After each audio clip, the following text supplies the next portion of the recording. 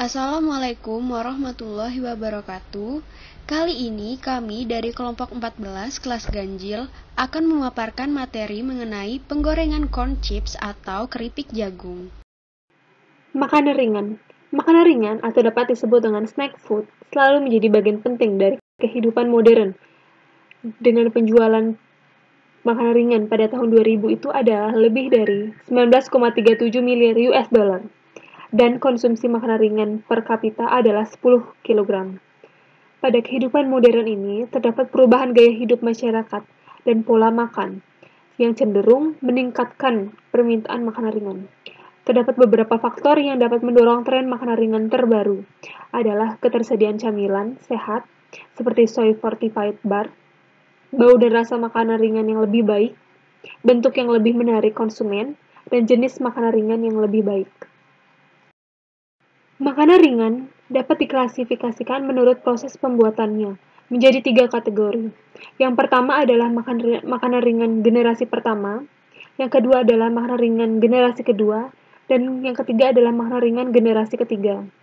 Makanan ringan generasi pertama adalah kategori paling sederhana yang paling mudah diproduksi dan terdiri dari produk alami seperti berondong jagung, kacang-kacangan, kacang tanah, dan buah kering. Makanan ringan generasi kedua adalah produk sederhana setelah proses ekstruksi langsung, seperti keripik jagung, atau dengan memotong atau membentuk, seperti keripik kentang. Makanan ringan generasi ketiga adalah kategori yang rumit dengan melakukan proses ekstruksi, seperti pada produk pelet atau produk setengahnya. Dari ketiga klasifikasi makanan ringan tersebut, makanan ringan generasi kedua adalah makanan ringan yang paling banyak dikonsumsi. Salah satunya adalah keripik jagung. Keripik jagung adalah makanan ringan yang terpopuler. Keripik jagung dan tortilla adalah makanan ringan asin terbesar kedua. Keripik jagung umumnya berukuran tebal, kaku, renyah, dan memiliki rasa dan aroma jagung bakar yang kuat. Bahan utama dalam membuat keripik jagung adalah jagung. Keripik jagung yang diekstruksi terbuat dari massa yang digiling kasar dari tepung nixtamal segar atau massa kering, yang diekstruksi dan dipotong menjadi keripik massa, digoreng dengan minyak, dan diasinkan. Selama 60-90 detik penggorengan, massa dapat menukar air dengan minyak, sehingga kadar air dan minyak masing-masing 1,5% dan 36%. Keripik jagung dapat dibumbui dengan 2% garam dan berbagai jenis tambahan perasa. Terdapat beberapa metode baru dan sederhana dalam memproduksi keripik jagung, dan tidak sedikit produsen makanan ringan menggunakan dry massa flours yang tersedia dengan berbagai warna dan ukuran partikel, yang mana dengan menambahkan air dan massa flour yang telah dimasak, bentuk makanan ringan yang berbeda dapat dibuat dengan alat ekstruder pembentuk. Keripik jagung yang terbuat dari 100% yellow corn massa memiliki rasa terbakar yang dikaitkan dengan degradasi karotenoid selama penggorengan. Selain itu, rasa dan warna dapat ditambahkan dalam adonan yang menyebabkan hilangnya rasa signifikan karena penguapan selama menggoreng. Selanjutnya, pengaruh penggorengan terhadap kualitas corn chips. Nah, penggorengan ini berpengaruh terhadap kualitas mutu dari corn chips itu sendiri. Antara lain ada warna, rasa, aroma, dan tekstur atau tingkat kepatahan. Nah, yang pertama ini ada warna.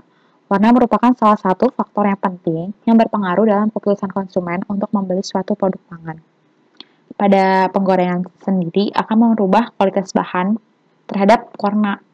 Pada corn chips, warna awalnya itu memiliki warna kuning alami. Warna kuning alami pada corn chips itu karena ada kandungan beta-karoten, xanthophyll, dan karotenoid lainnya. Nah, setelah digoreng, corn chips ini akan berubah warnanya menjadi kecoklatan. Warna kecoklatan yang terjadi itu karena adanya reaksi Maillard, degradasi pigmen karotenoid, dan degradasi minyak goreng. Sebuah penelitian menunjukkan pada metode deep fat frying menghasilkan warna yang lebih coklat dibandingkan dengan metode vakum. Selanjutnya ada rasa. Nah, rasa ini merupakan faktor yang berpengaruh besar yang sangat penting dalam keputusan konsumen untuk membeli suatu produk pangan. Pada penelitian Seattle sendiri, rasa menunjukkan memiliki pengaruh sekitar 92% rasa pada corn chips. Perubahan yang terjadi pada corn chips setelah mengalami proses penggorengan, rasanya akan berubah menjadi lebih gurih. Rasa lebih gurih ini disebabkan karena adanya kadar lemak yang terkandung dalam minyak yang digunakan. Pada sebuah penelitian, rasa corn chips dengan metode deep fat frying lebih banyak disukai dibandingkan dengan metode vakum. Hal ini berpengaruh ya, kenapa banyak disukai, karena rasanya pada metode deep fat frying akan semakin gurih. Karena pada deep fat frying, dia kan menggunakan minyak, sehingga kadar lemaknya juga semakin akan tinggi. Karena kadar lemaknya tinggi, rasanya juga akan semakin lebih gurih, seperti itu. Ada aroma. Aroma ini tidak kalah penting dengan warna dan rasa, karena dia sangat menentukan kelezatan dan memberikan pengaruh terhadap keputusan konsumen dalam membeli suatu produk pangan. Aroma corn chips ini akan mengalami perubahan setelah penggorengan. Pada sebelum penggorengan, aroma corn chips memiliki aroma khas jagung yang bersifat volatil. Sehingga setelah penggorengan, karena sifatnya volatil, aroma khas jagung ini akan berkurang dan digantikan dengan aroma yang lebih gurih. Aroma lebih gurih ini timbul dipengaruhi oleh hasil penggorengan dengan minyak goreng, asam lemak tak jenuh, dan akibat reaksi Maillard, yaitu reaksi gula reduksi dengan peptida. Selanjutnya ada tekstur. Tekstur juga merupakan faktor yang penting yang sangat mempengaruhi keputusan konsumen untuk membeli suatu produk pangan. Biasanya pada corn chips, tekstur dikaitkan dengan kerenyahan. Kerenyahan pada corn chip disebabkan oleh adanya gelatinisasi yang terjadi saat proses penggorengan. Pada proses gelatinisasi ini, banyak air yang terlepas dari granula yang pecah pada saat penggorengan. Menurut Matz, bila pati tergelatinisasi sempurna, maka jumlah air yang keluar cukup banyak, sehingga akan terbentuk rongga-rongga yang besar. Rongga-rongga yang besar ini yang akan menyebabkan produk tersebut bertekstur renyah. Suhu dapat mempengaruhi kualitas keripik jagung karena suhu dapat menentukan tingkat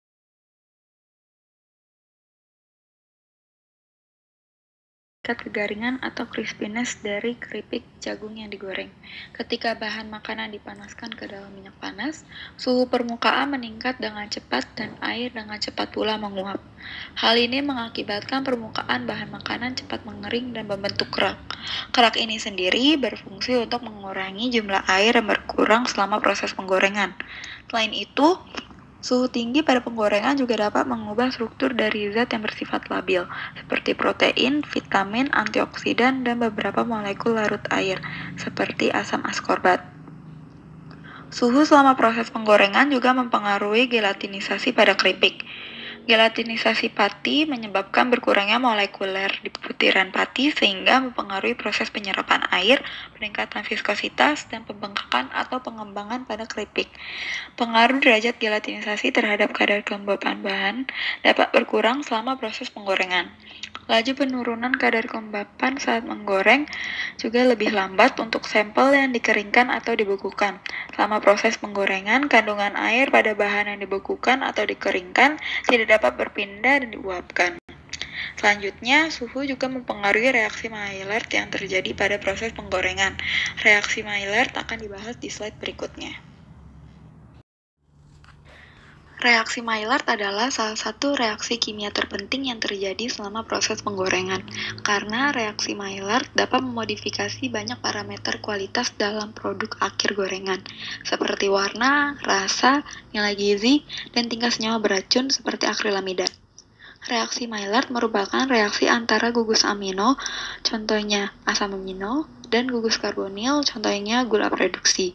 Pada reaksi Maillard, pertama, basa sif dibentuk dan disusun kembali menjadi produk Amadori atau Heinz yang kemudian terenolisasi dan dimodifikasi membentuk senyawa reaktif alfa-dikarbonil yang merupakan senyawa penghasil pigmen warna coklat.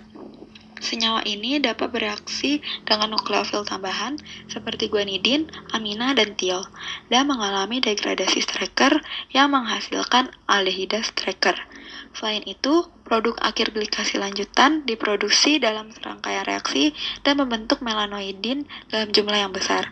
Melanoidin merupakan senyawa yang menghasilkan warna gelap pada produk.